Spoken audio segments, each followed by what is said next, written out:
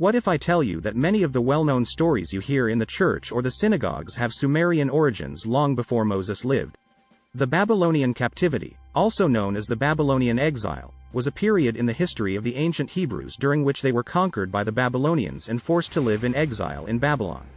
The Babylonian Captivity event took place in the 6th century BCE, and it had a profound impact on the Hebrews and their religion, Judaism. Unless the Babylonian Captivity had taken place, the religions would have been different. How did the Babylonian Captivity happen?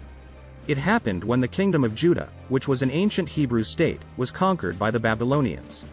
The Babylonians, who were a powerful Mesopotamian empire, invaded Judah and besieged the city of Jerusalem. After a long and difficult siege, the city was finally captured and the temple, which was the center of Hebrew worship, was destroyed. The Hebrews who were living in Jerusalem and the surrounding areas were taken captive and forced to live in Babylon. This event took place in the 6th century BCE, and it marked the end of the kingdom of Judah and the beginning of a long period of exile for the Hebrews. The Babylonians treated the Hebrews harshly during captivity, and many of them suffered greatly.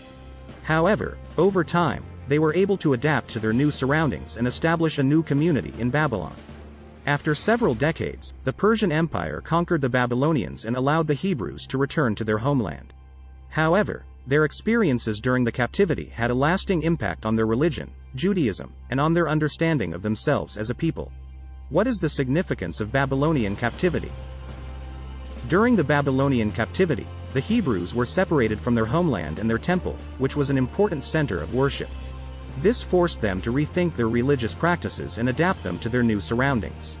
As a result, the Hebrews began to focus more on their religious texts, such as the Torah, and on individual prayer and study, rather than on temple-based worship.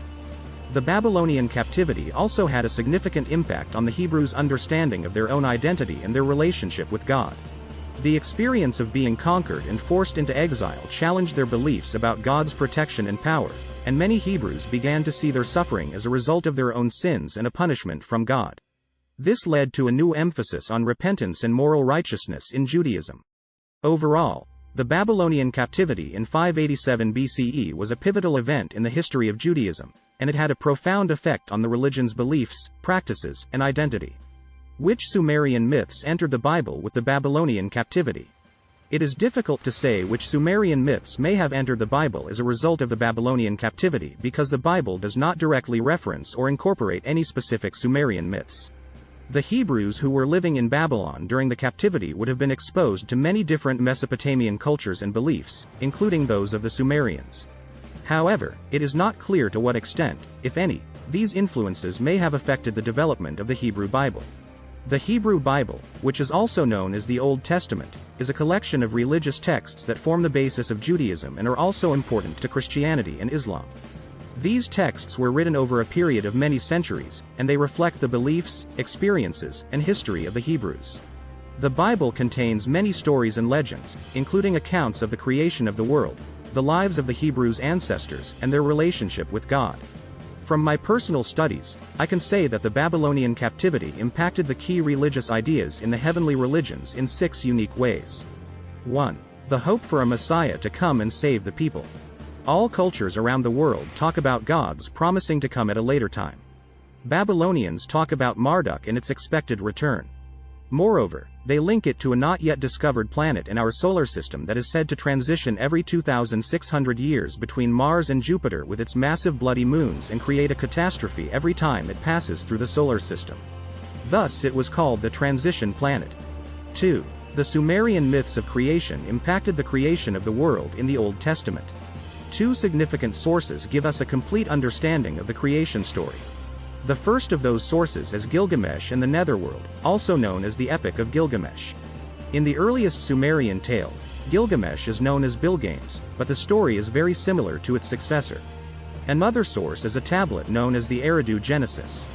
The Eridu Genesis dates back to 2300 BCE and tells the story of the Great Flood. This is the same flood that is referenced in the Epic of Gilgamesh when Gilgamesh visits Unapishtim, but the account exists in fragments, so we are still missing many details today. 3. The story of the fallen angels or the Elohim was mentioned as the story of the Anunnaki in the Sumerian myths. 4. The first man created on earth was Adapa according to the Sumerian myths. Gods create the first man as Lulu Amelu, the working man to help and aid them to complete a tough task Anunnaki did not want to do anymore. A woman was also created as well to be with him later on. Adapa became Adam later on in the Old Testament. 5. Adapa was living in a place between the 4 great rivers and was expelled from that heaven-like place when he did not obey the rules of God. That place was called Dilmun. This was the origin of the story of the Garden of Eden. 6. It was not the Old Testament that first mentioned of the Great Flood and Noah's Ark. Ancient India, Sumerians, Babylonians, Chinese, Mesoamerican texts, and more talk about it. In the Sumerian version of the flood story, the gods decide to destroy human civilization. In the Epic of Gilgamesh, the gods decide to destroy humankind because they are being too noisy while the gods are trying to sleep, but in the Eridu Genesis, they lack a clear explanation for doing so. Enlil, betraying the other gods, tells the protagonist Ziusudra of this plan and how to avoid dying in the flood. The Book of Enoch is one that blends all these above and more and unveils the mystery of this story. I hope I was able to shed some light on this mysterious subject and trigger some curiosity for you to investigate more and make up your mind. With love. Please subscribe to my channel to shed light on many other esoteric mysteries and smash the like button to help me reach others.